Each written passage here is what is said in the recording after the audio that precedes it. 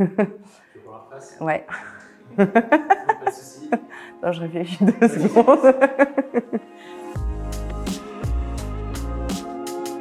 Je m'appelle Magali, je suis gérante de la Vitrine, qui est une brocante améliorée au cœur de Toulouse.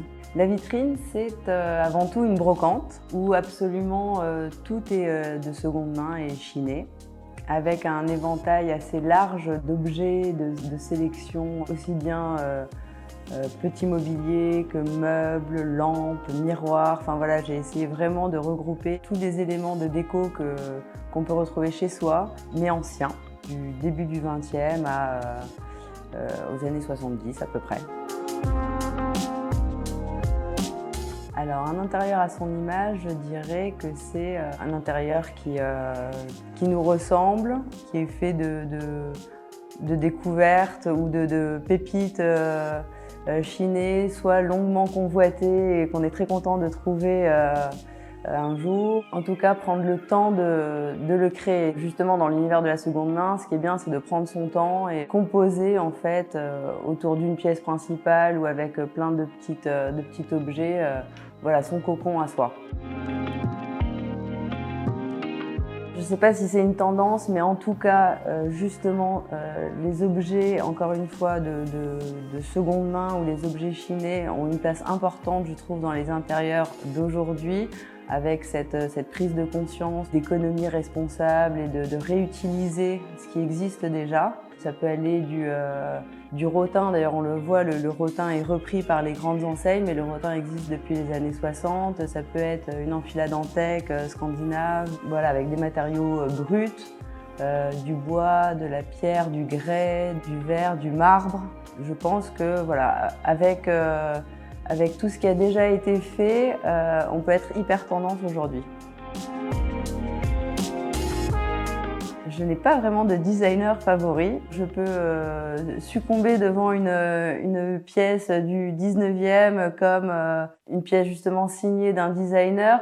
Ça n'a pas plus d'importance pour moi. Je peux vraiment craquer pour un meuble de métier avec une patine incroyable qui n'est pas forcément signée. C'est vraiment la personne qui se cache derrière l'objet plutôt que le nom, je trouve. Donc c'est compliqué de dire un designer favori parce que c'est vraiment pas ce que je recherche personnellement ou professionnellement d'ailleurs.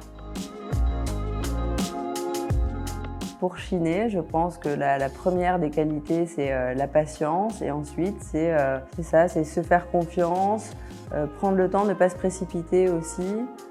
Bien regarder l'objet parce que souvent dans la précipitation et l'emballement on peut acheter un objet et être déçu quand on rentre chez soi ou il faut se méfier évidemment des copies avec l'engouement des pièces vintage, beaucoup de copies circulent.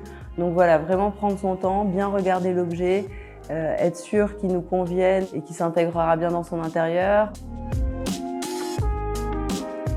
Je vais vous dire mon petit coup de cœur, c'est le Togo, qui est vraiment la pièce iconique en termes de canapé et d'assises, que ce soit la chauffeuse ou... Donc je dirais, voilà, avoir un Togo chez soi, c'est assez sympa et on peut composer justement après son salon ou sa pièce de vie autour de cette pièce-là. Je dirais que depuis quelques temps maintenant, je collectionne les carafes en verre ambré. Et comme toute collection, c'est assez addictif et l'accumulation se fait ressentir. Voilà, c'est vraiment, je craque pour les carafes ambrées. Il y en a énormément, toutes plus jolies, formes différentes en verre ou en cristal, travaillées ou sobres, françaises, italiennes, enfin, ça prend de la place. Question piège parce que je pense que je suis vraiment les deux, mais s'il faut répondre, je dirais canage, avec voilà, notamment l'assise sur laquelle je me trouve, en bois courbé et canage début 20e, je dirais canage.